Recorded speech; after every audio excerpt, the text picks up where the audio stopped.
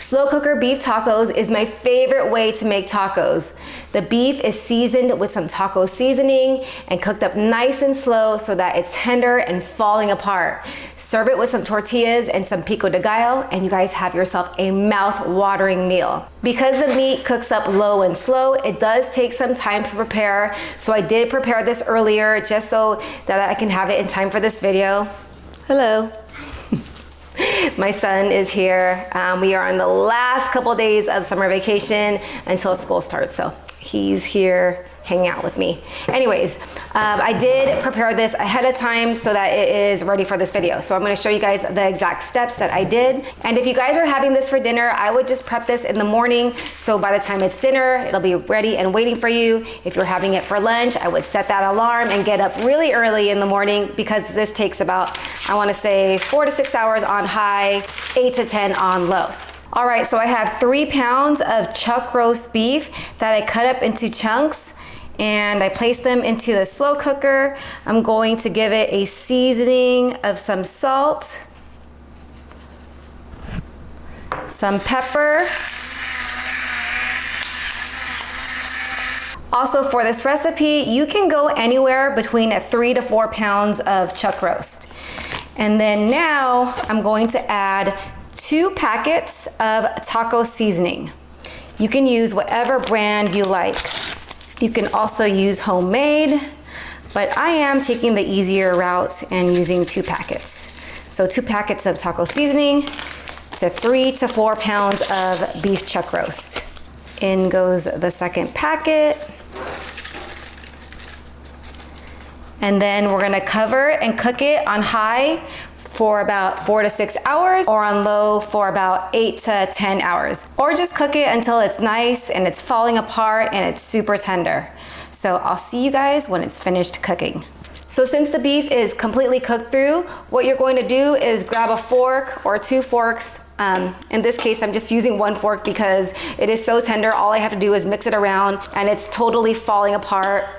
But you want to shred the beef right into the slow cooker. See how it's nice and tender and just falling apart? I mean, I don't really have to push down much with my fork and it is just falling apart. So you want your beef to look like this. You can stop right here and serve the tacos straight out of the slow cooker, but what I like to do is I like to put it on a sheet pan and then get it under the broiler and get the ends nice and crispy. So I'm going to get our shredded meat and then transfer it to a lined sheet pan. You don't have to line your sheet pan, but I like to just for easier cleanup.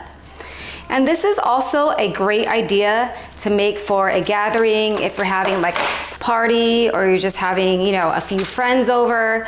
This is one of the meals I would make when people come over, because what I really love about this is that it requires very minimal prep work and it does make a lot. So just an idea. Okay, so this is all of the beef. I'm gonna go ahead and transfer it to the oven to hit it under the broiler.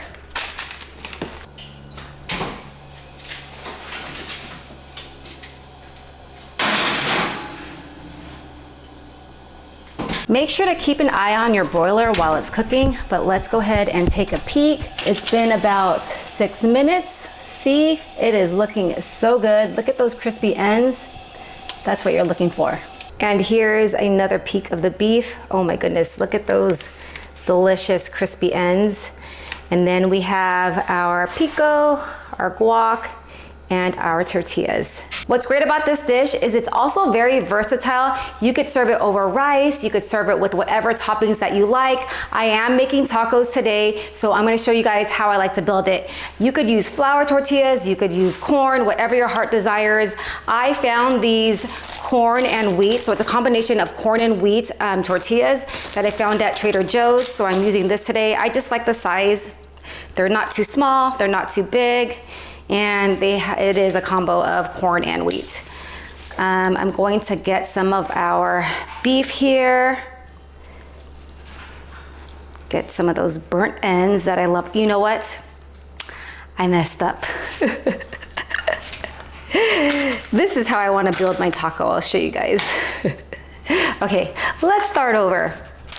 Take your tortilla get some guacamole. Actually, let me go over the toppings that I like. So I did make some very, very, very simple guacamole. All I did was mash 2 avocados with a little lime juice, a little salt to taste. And then I also made some pico.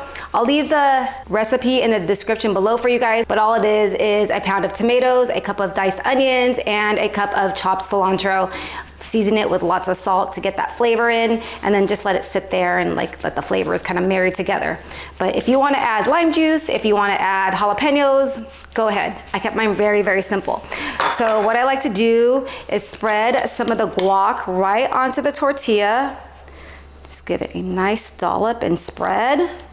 I mean, you can add the beef first and then add the guac and the pico, but I'm just showing you what I like to do, and it makes a pretty presentation. So now go ahead and add the beef, and then we're going to finish it with some of that Pico de Gallo. It's just very fresh tasting. I like pico with everything.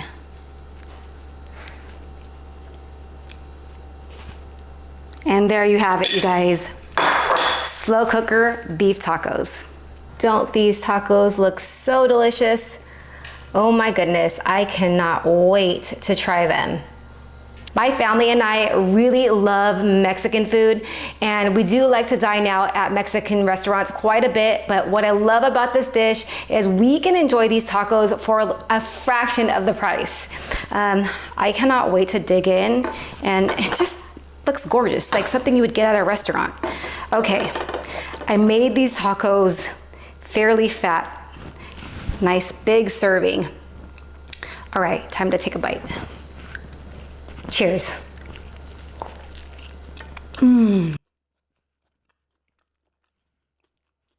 What I'm impressed about is these tortillas are holding up really nicely.